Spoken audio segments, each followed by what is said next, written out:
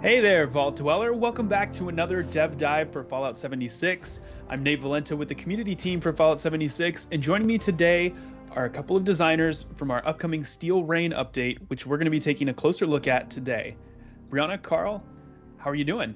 Doing all right, thanks, Nate. My name is Brianna, and I'm the lead quest designer on Fallout 76. I'm Carl McKEVITT, and I am a quest designer on Fallout 76. So, as a quick warning for those of you at home, we're going to be talking about upcoming quest content that we haven't released yet. It's the continuation of a story that we started with our Steel Dawn update late last year. And so if you're not interested in hearing any story spoilers, you may want to come back and watch this again at a later time after you've had a chance to check out some of the content in game. If you don't mind spoilers, we are going to try and keep them to a minimum so that we're not giving away too much, but feel free to continue on. With that said, as I mentioned, Steel Dawn left us with a bit of a cliffhanger. We had gone on some adventures with the Brotherhood of Steel, and there's definitely some tension in the ranks. Brianna and Carl, where are we going to pick up with the Steel Rain update? Steel Rain starts almost immediately after the events of Steel Dawn. So the Brotherhood leadership is in disarray, facing a giant internal argument about their motives and their next steps. And at the same time, you just defended their base from an outside attack by super mutants. So the Brotherhood is in crisis, and it's going to be up to the player to step in and help show the Brotherhood the way forward. That's right. The choice that you make at the end of Steel Dawn is one that the characters are going to remember. It was something really personal to them. How about some of the returning characters? Is Scribe Valdez coming back? I know you had mentioned Paladin Romani and Knight Shin will play a pretty prominent role. But how about anyone else that we met during Steel Dawn? Are they going to be back, and will our choices be remembered by them too? Yeah, it's actually, we've got quite a cast of characters that are going to be returning for this one. Some of them from Steel Dawn, some of them from content even earlier than that. We really wanted Appalachia to feel like a living world, and that the decisions you were making were kind of affecting these other groups and these other people. So Scribe Valdez, as an example, is a character who's deeply rooted into the Brotherhood. She's going to be a big part of the story still. She's kind of where the player is. She's between, the two big thoughts on the Brotherhood, and she assists the player in some quests and making those tough decisions. Ooh, I'm intrigued by the earlier content you mentioned. So who's coming back that we're going to meet up with from content that we've already played? So one good example is a character, Marcia, who was a member of the Brotherhood, not necessarily an initiate, but she was traveling with them, and her younger brother, Max. They were characters that were hanging around in Fort Atlas, and we start to get to see more stories with them involved and kind of the way that they've been interacting with the Brotherhood. We've also got the Raider War Party, which you either in a friendly or not so friendly way interacted with in Steel Dawn, that you will once again be bumping into.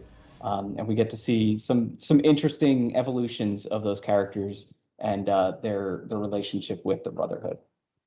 How about beyond the Brotherhood itself and beyond Fort Atlas? Are we going to be meeting up with any factions or characters who are outside their walls?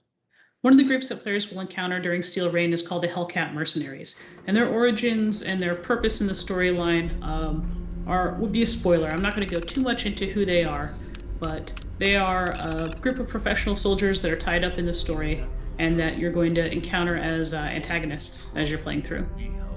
Another group is the Blue Ridge Caravan Company. They were a faction involved in the Riding Shotgun event. But they are involved with the Brotherhood this time around, and some of the larger stories that are happening in Steel Rain.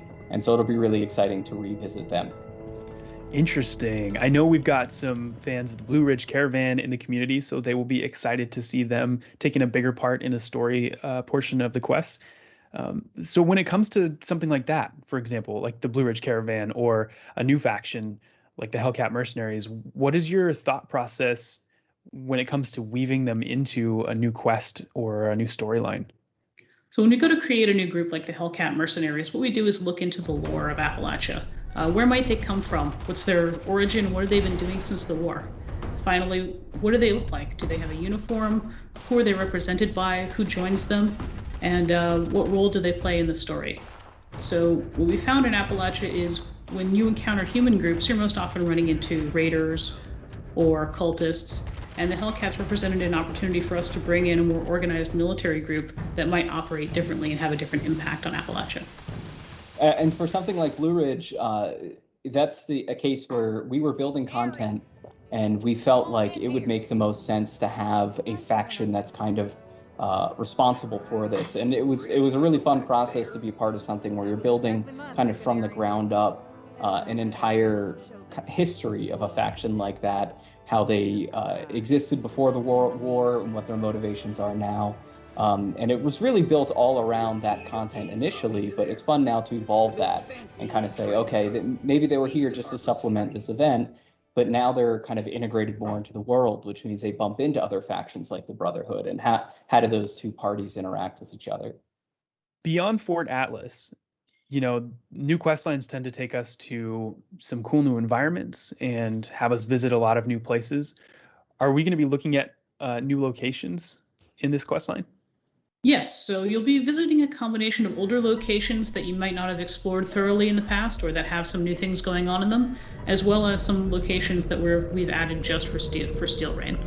One of my favorites is the Uncanny Caverns, which is a location that's been in the game from the beginning.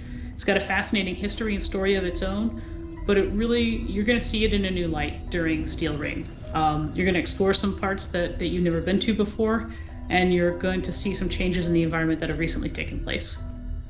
Another example is Harper's Ferry. There's a big landmark there, the bridge and the tunnel. We'll get to explore what's inside that tunnel, which is something I personally wanted to do since the game launched. And we'll see quite a few secrets in there, even some callbacks to some earlier content. I won't spoil what those are, but that's a really fun new environment for players. Awesome. And some of the folks I talked to in the public test server, one of their favorite locations is the new vault that we're cracking open. Can you tell me any more about that? Vault 96, you've already been able to access as a daily ops destination for a while now, but the story for Steel Rain also brings us into there, where you'll be investigating one of the main mysteries of our story and learning a bit more about what's behind the Screw Mutant attacks and the missing people that you'll be taking a look at. Well, I know some players have really enjoyed exploring Vault 96 so far outside of daily ops, and so I'm excited for more folks to get a chance to look at it. How about rewards? We're helping out the Brotherhood. We're doing all this hard work for them. What's in it for us at the end of the quest line? You're going to get a variety of great rewards for finishing the Steel Rain quest line. One of the things that you're going to see is the Facebreaker Power Fist, which is a custom Power Fist that you'll receive pretty early on in the quest line. There are also a couple of outfits that you'll be able to collect. A new mercenary outfit that's associated with the Hellcats, as well as a civilian outfit for a member of the Brotherhood that you get to spend some time with during the quest chain. For your camp, there's going to be a cryogenic bed for you to sleep in if you like the futuristic look or the high technology look. And finally, there's a whole new set of power armor that is custom themed for the Hellcats.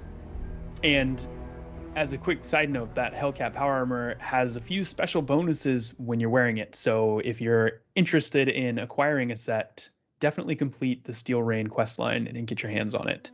So when we as players were playing through the Steel Dawn questline late last year, we definitely had to make some tough choices during that story. How did those choices have an impact on the Steel Rain content? So depending on how you roleplay your character, you might have allegiances to different factions. You might have better relationships with one faction than another, like the Raiders or the Settlers of Foundation. And both of those factions are ones that you encountered and have their own reactions to the Brotherhood. And how you represented yourself and the Brotherhood to them is going to matter. Additionally, a lot of people that you had encounters with are going to remember how you treated them and what your attitude was. And that's going to come into play with how much they trust you or what they think of you moving forward as the Brotherhood storyline continues. And I think a lot of us on the team, when we're testing internally, we all have our preferences on which factions that we like. So we're constantly thinking about, is my character responding in a way that's representative of the type of choices that I'd be making as a character who supports this faction or that faction? So it's always fun to go through after you've even crafted the storyline and say, hey, my character's more of a raider, so I'd like chances to do this or that differently. And so, all the quest designers are really into the role-playing aspect of these games. So we always make sure to kind of make sure that the story lines up with all these different avenues. That is very cool. I mean, I know you can't account for every roleplay situation, but it's neat that you sort of go back and revisit it with that critical eye of, can I roleplay this as a raider, or can I, roleplay this as someone who is uber nice or something like that. Personally, I think I'm going to run into some problems when I play through with my relationships based on some choices, but live and learn, I guess. Very, very cool look at how we're going to be making choices in Steel Rain. How about beyond the Brotherhood storyline itself? Do the choices we've made in that storyline have any impact outside of the Brotherhood? The biggest consequences of the choice that you make in Steel Rain will be on the Brotherhood itself, determining who's going to lead that faction into the future and how they relate to the rest of Appalachia. But one of the things that we wanted to get right is making sure that there's room for different kinds of players to make different decisions, which means that you're mostly going to see the consequences of your decisions in interactions with members of the Brotherhood and characters that are close to them. Right now, the Steel Rain update is available on the public test server. Before Steel Dawn came out, that was available on the public test server as well, and now it's available in the live game. When players play through the new quest content and they share feedback with us, how does that change, or how does the team take that feedback in and use it going forward when they create new quest content? As a team, we pay close attention to what players are saying on PTS, what their reactions are to the story and the characters, and the things that they say that they want to see in the future. So what we did was we looked at the reactions that players had, what they said about how they wanted to roleplay their characters, and we tried to find opportunities to work that into the ending of the storyline in Steel Rain. We know that sometimes the community gets behind one character or another. There are some people who really like Paladin Romani. There are others who are big fans of Knight Shin, and there are other people who are big fans of Scribe Valdez. And so what we try to do is make sure that the interactions with each of those characters in the finale are satisfying. Well, it's really good that all three of those characters are coming back for this storyline then, so that folks can continue to learn more about them and build relationships with the ones that they love to talk to.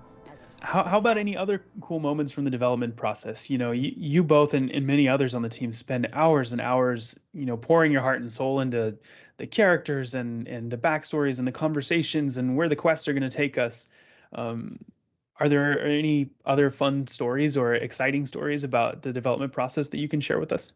Yeah, one of my favorite moments is always, we spend a lot of time trying to get the drafts of our dialogue right. We go through a lot of feedback with other people on the team, and it really doesn't quite come alive until you've sat and heard an actor perform the lines for you. So early in the game, before any of the dialogue is recorded, we use we use synthesized voices. We call it Robo Voice. And once the content transitions from having the Robo Voice lines in place to having the real ones, that for me is the moment when the content really comes alive, and it feels like you're much more immersed in the world and actually experiencing everything that we planned and started work on a while ago. Neat. Well, you sure as shit ain't getting it on the rocks. That is definitely a good point. When you're playing through something internally, it's just such a huge turning point that goes from, wow, this is being worked on, to this feels pretty close to being done. So I can definitely sympathize with that feeling. How about any other fun experiences from working on the quest line, Steel Rain specifically? So one somewhat Easter egg that has been being worked on for a little while is there is a character who's going to be involved in this who has somewhat of a mysterious past, and we have been very slowly putting in clues since that character's introduction to kind of tie back who they really are. So I'm kind of excited because we finally get to reveal who this character was. I don't think it's going to be the most earth-shattering revelation in the world, but I think it's a pretty fun one for me because it's been a long time coming. I'm sure it'll be solved day one of release. Probably.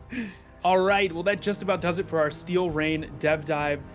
Thank you so much, Brianna and Carl, for taking the time out of your busy day to join us and talk all about the Steel Rain update that's coming in July. Really appreciate you both being here. Thank you for the chance to talk about the development process for Steel Reign, and we hope that players love the content as much as we love making it. Happy to be here. Can't wait to see what people think.